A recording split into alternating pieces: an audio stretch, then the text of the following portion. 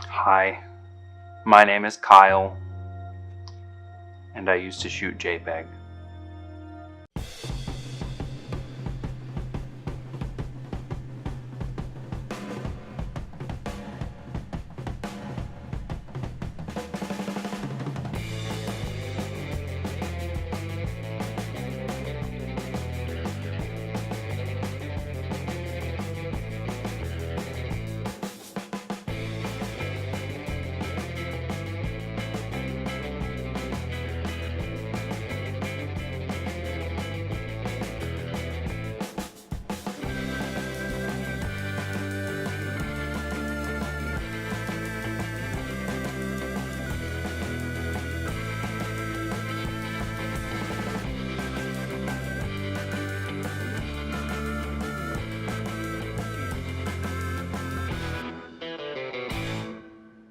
I sure hope you enjoy my humor.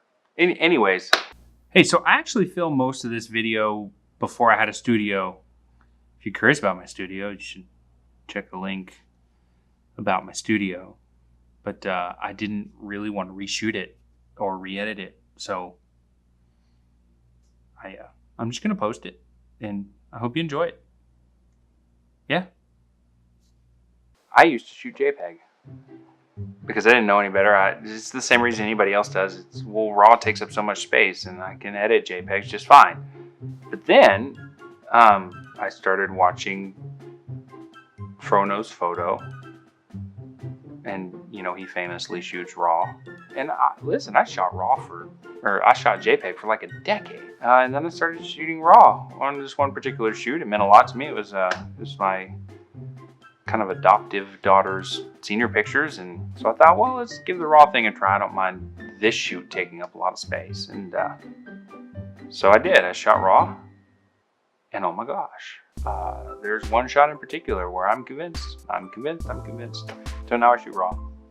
Let me show you this picture because I way underexposed it, and it's still kind of dark, but we were going for a dark feeling anyways. And it was just a test shot, but you know, just to make sure my settings were right, and they weren't.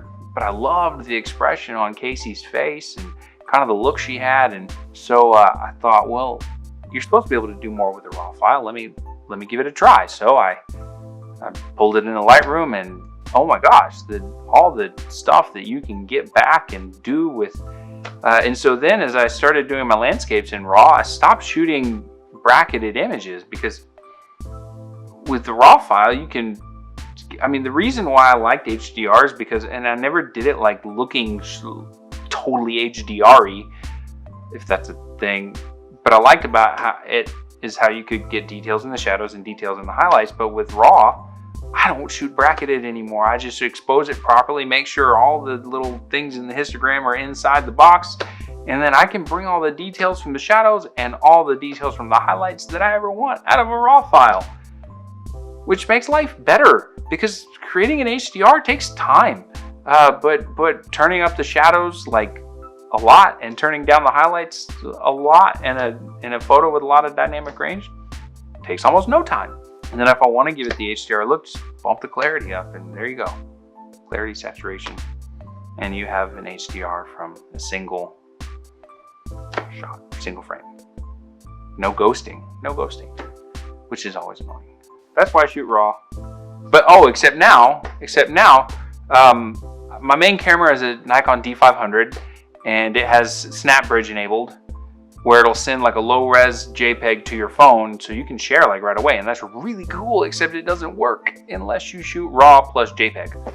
So I shoot RAW plus basic JPEG compression, and then I just delete all the JPEGs before I import them to Lightroom. Before I import the RAW files to Lightroom. And anyways, hey, one more thing I'd like to add to this video real quick. I have Patreon. I would love it if you went and supported me on Patreon. And the reason I went ahead and did that is I hope I'm adding something to you. And Bible says workman's worth his wages. Thank you. Now the rest of the video. Thank you for caring about my opinion and my thoughts and my expertise, limited as it is. Hope this has helped. Hope this has given you some clarity of thought.